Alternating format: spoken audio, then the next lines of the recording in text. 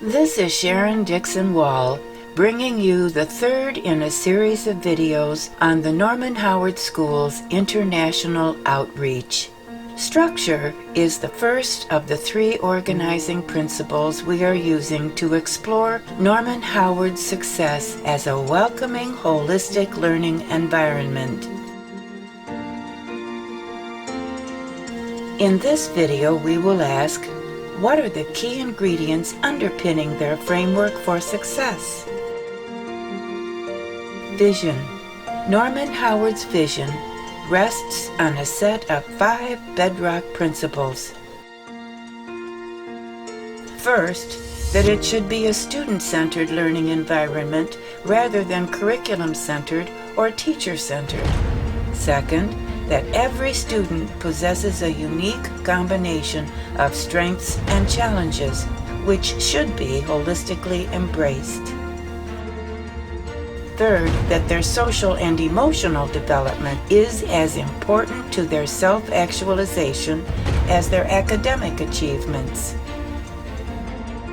Fourth, that students learn best when they feel socially and emotionally safe and comfortable.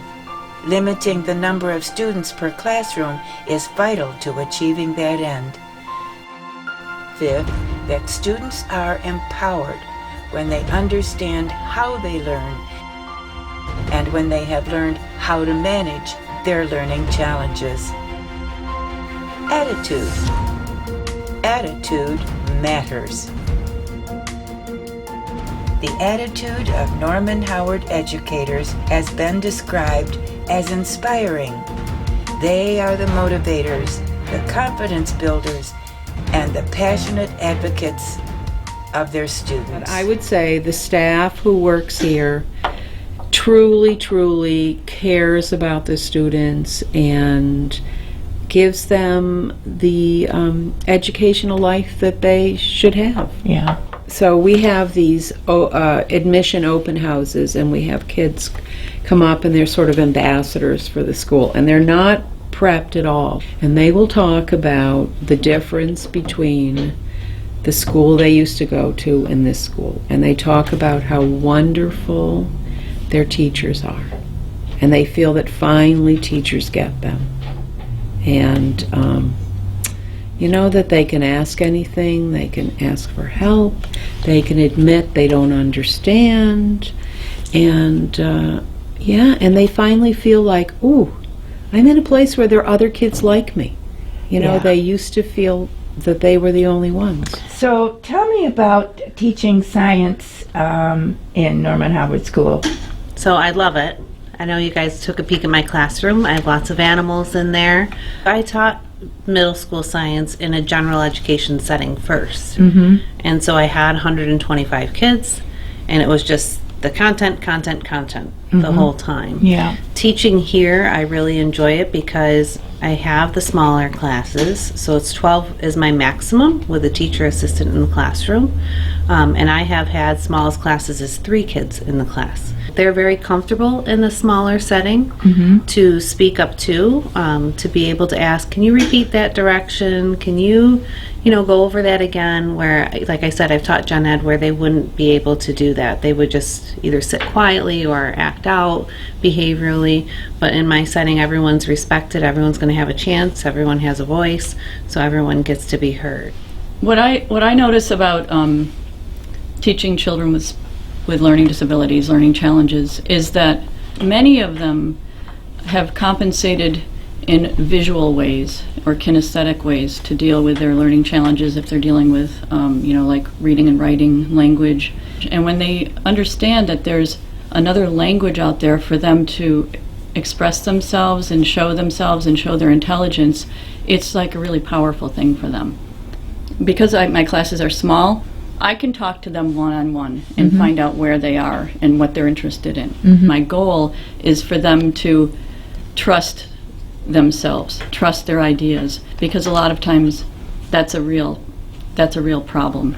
Being able to trust that they'll come up with an idea, trust the times when they're not liking their art, that they'll get through it, keep working through it, and trust the times they don't know where they're going with their art, and that trusting that the time of like ambiguity is important. Being in a place where you don't know what you're doing, that's okay. You can still continue with it. You don't have to know all the time what you're doing. Let it lead you. And it doesn't really matter what their art looks like, but when they get to the point where they understand their own process, and they're willing, and they trust it, and they trust those ups and downs, they are like co-teachers, because the other students will really listen to them. And that's really I feel such joy when I hear the collaboration and the peer teaching and the encouragement that they give each other, and how they own it for themselves. And I know that they're going to take that into other realms of their life, and that's just a wonderful thing.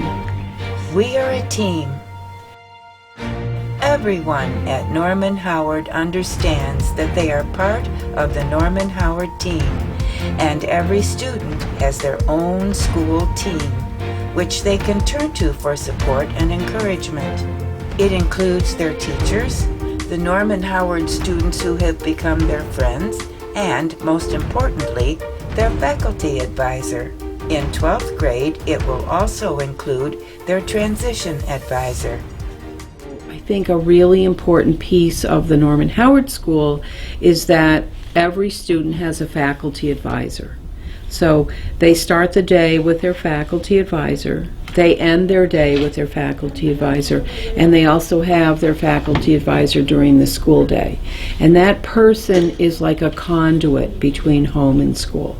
They know the student, they advocate for the student, they are in communication with the parents. So there's a connection. And we communicate with families as much as parents feel is necessary. The faculty advisor also oversees how well the student is doing in terms of grades, in terms of, getting homework done, all of those kinds of things. And then all of our students have, because they have learning disabilities, we work with home districts or our district of location in terms of having an individualized educational program set up. So every year there is what is called the annual review, where we look at students' goals in terms of foundational skills, and we look at progress on their goals, and we look at their current levels of performance. So the faculty advisor is always at that meeting. He or she represents the student and talks with how the student is doing in terms of making progress regarding their individual educational goals. Did you say the parents were at that meeting? Oh, absolutely. Okay. Parents, district, Norman Howard School. Okay. A really important piece is we have our students go to those meetings, because we feel it's really important that the home school district sees the student as a person, not as a pile of papers. Yeah. We also have a transition counselor on staff, and she works with students and families to figure out opportunities after high school. So it might be getting connected to an agency within the community. It might be about college, it might be about work opportunities, but we don't stop after 12th grade. We really look at how can we help students to be successful post-graduation. And we also find that for many of our students, when they were in, let's say, public schools or larger educational settings, they never really felt that connection. They were there, but they were on the periphery. Yeah. They come to Norman Howard School, they have their advisor, they have a group of friends who also struggle with learning, and we have so many after-school activities they can join. They can be in the student council, they can be in the drama club, they can be in the photography club, they can be in yearbook, they can be in the science club or an art club. For the first time in their lives, they really feel like they're part of a school, that they have a school. And I think that is very key to I think so their too. success. A welcoming, holistic learning environment is a happy place.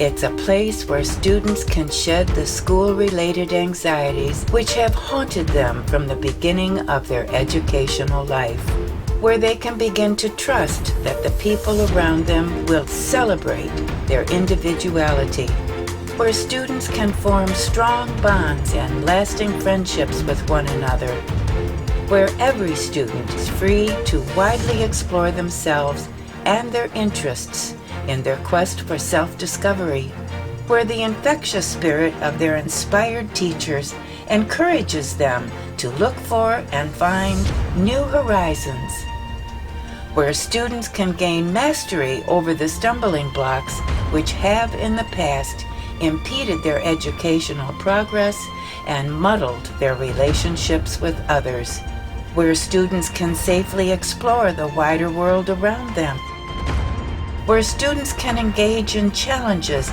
never dreamed of before, and where students can honestly say, "I finally found a place where I truly belong."